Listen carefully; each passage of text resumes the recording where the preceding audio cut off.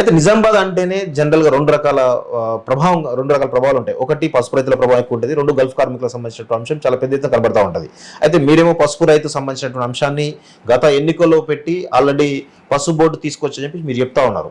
కానీ మొన్న రేవంత్ రెడ్డి బహిరంగ సభలో చెప్తూ ఒక జియో మాత్రం రిలీజ్ అయింది. అది నిజామాబాద్ లో పెట్టారో కూడా చెప్పట్లేదు, జియోలో ఏం లేదు, మేము తీసుకొస్తామని చెప్పేసి చెప్పడం జరిగింది. ఆయన చెప్పియాల దాన్ని జియో అన్నారు, గెజెట్ అంటారు, ప్రెసిడెన్షియల్ గెజెట్ అంటారు, జియో అన్నారు. ఆయన వ్యవసాయ శాఖలకు వెళ్ళి బోర్డు చేస్తారట. నేను అదే మీకు అడగబోతున్నా, నెక్స్ట్ క్వశ్చన్ కూడా అదే. వ్యవసాయ శాఖ మంత్రిగా జీవన్ రెడ్డిని డిక్లేర్ చేసేసిండు. అవును, అలా ప్రధానమంత్రి తెలియదు ఇప్పటికి. అవును, రాహుల్ గాంధీ వయనాడులో గెలుస్తున్నాడో తెలియదు, ఆడ గెలిచిన డౌటే ఉన్నది. అలా ప్రధానమంత్రి తెలియదు, సంవత్సరం కోసం ప్రధానమంత్రి రొటేషన్ బేసిస్ లో పెడతారట. ఇలా అలయన్స్, ఇండియా అలయన్స్. మా జీవన్ రెడ్డి అంకుల్ని వ్యవసాయ మంత్రిగా చేసేసి జీవన్ రెడ్డి అంకుల్ సంతకం పెట్టుకొని పసుపు బోర్డు తెస్తారట. అసలు బోర్డు తెచ్చేది అది ఉన్నది వాణిజ్య శాఖల. వీళ్ళు 70 సంవత్సరాల నుంచి వ్యవసాయ శాఖలు ఎత్తుకుతున్నట్టున్నారు. ఎత్తులాడి టైం అంతా వేస్ట్ అయిపోయింది. ఒకసారి బీజేపీ గెలవగానే వాణిజ్య శాఖకి వెళ్ళి తెచ్చిపెట్టింది బోర్డు. రేవంత్ రెడ్డి గారికి నచ్చినా నచ్చకున్నా ఇందూరు గడ్డనే టర్మరిక్ బోర్డుకి అడ్డా అవుతుంది.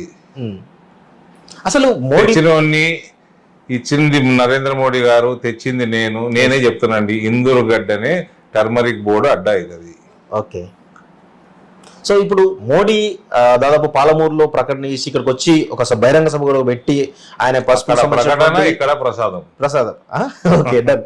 సో అది తెచ్చిన తర్వాత అసలు దాని తర్వాత పరిణామ క్రమాలు ఏం జరిగాయి సార్? పసుపు బోర్డు సంబంధించిన పరిణామ October 1 Mahabubnagar, October 3 Nizamabad, October 4 cabinet తీర్మానం, అక్టోబర్ 4 రాత్రి రాష్ట్రపతి ఉత్తర్వులు.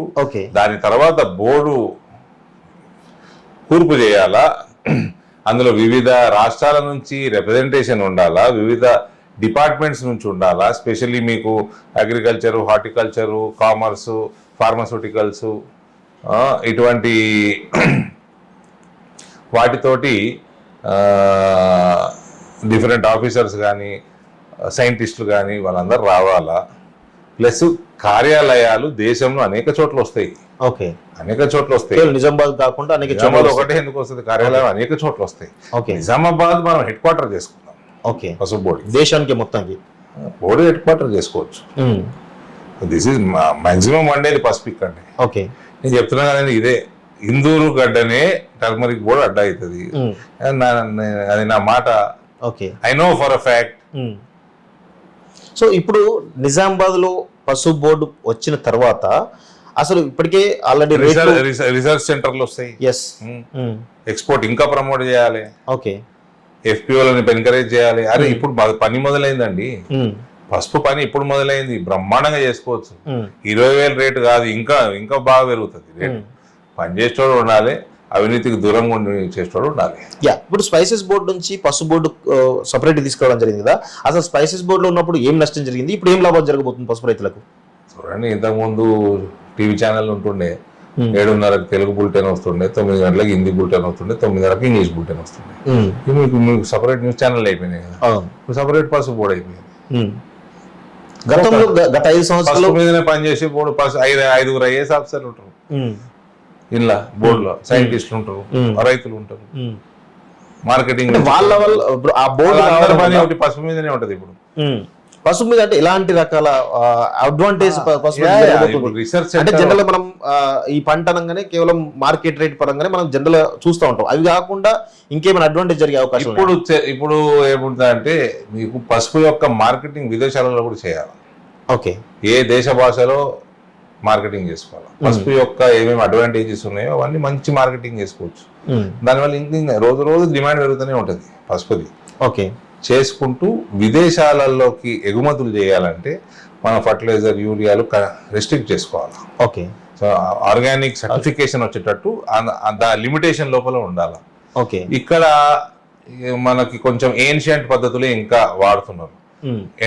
ఎర్రటి ఎండలో పసుపుని ఎండబెట్టడం వల్ల కర్కుమిన్ కంటెంట్ కూడా తగ్గుతుంది. సో సైంటిఫిక్ ప్రాసెసింగ్ రావాలా, అటువంటి ఇండస్ట్రీస్ రావాలి. మహారాష్ట్రలో మనకంటే ఎక్కువ పసుపు పండుతుంది, కానీ మన నేలలో బెటర్ పసుపు పండుతుంది. ఓకే, మన నేల బెటర్, అక్కడ కొంచెం బ్లాక్ సాయిల్ కలుస్తుంది, ఇక్కడ మంచి పసుపు పండుతుంది. క్వాలిటీ ఇంకా క్వాలిటీ పెంచవచ్చు. మీకు నార్త్ ఈస్ట్ లో 10% కంటే ఎక్కువ కర్కుమిన్ ఉంటుంది. సో అది కొంచెం హిల్లీ టెరైన్ లో కర్కుమిన్ శాతం ఎక్కువ పండే అవకాశం ఉంటుంది, కానీ అక్కడ క్వాంటిటీ తక్కువ, మనంత క్వాంటిటీ రాదు. ఓకే. సో కేరళలో కానీ నార్త్ ఈస్ట్లో కానీ క్వాంటిటీ తక్కువ ఉంటుంది, మన దగ్గర క్వాంటిటీ ఎక్కువ ఉంది కాబట్టి దీన్ని సద్వినియోగం చేసుకొని అందుకనే బోర్డు ఇక్కడనే వస్తుంది. మహారాష్ట్రలో అనేది కూడా మన బార్డర్లోనే పడుతుంది. అవును. సో ఇప్పుడు బోర్డు వస్తుందని చెప్తా ఉన్నారు మీరు, ఆల్రెడీ ప్రెసిడెంట్ గెజిట్ కూడా రిలీజ్ అని చెప్తా ఉన్నారు కదా. అసలు నెక్స్ట్ ఆఫీస్ ఎస్టాబ్లిష్మెంట్ కానీ లేకపోతే ఆఫీసర్ల అపాయింట్మెంట్, తెలంగాణ రాష్ట్రం ఏర్పడ్డది, అవును, గెజెట్ వచ్చింది, అవును,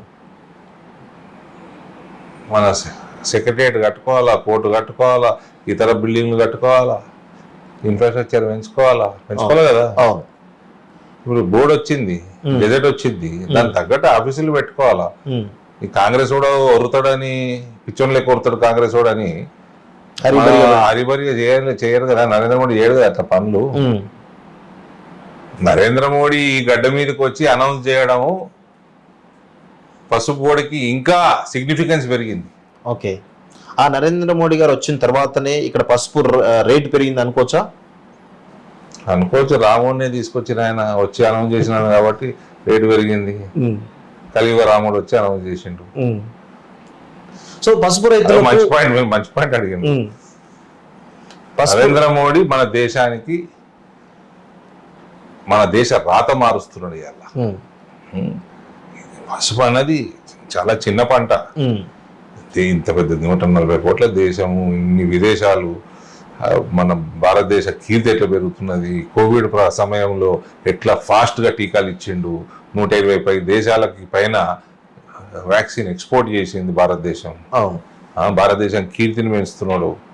సో అటువంటి వ్యక్తి ఇక్కడికి వచ్చి అనౌన్స్ చేయటము డెఫినెట్గా it is a good omen. Arvind credit అనుకోవచ్చు, అరవింద్ పోరాట ఫలితం అనుకోవచ్చా ఇదంతా? మా ప్రజల దీవెనలు, వాళ్ళ దీవెనలతోటి మేము ఎంపీగా అయినాము. ఆర్టికల్ 370 మీద ఓటేసిన, ట్రిపుల్ తలాక్ మీద ఓటేసిన, సిటిజన్షిప్ అమెండ్మెంట్ యాక్ట్ మీద ఓటేసిన, ఎంత అదృష్టం ఇచ్చింది ఎవరు?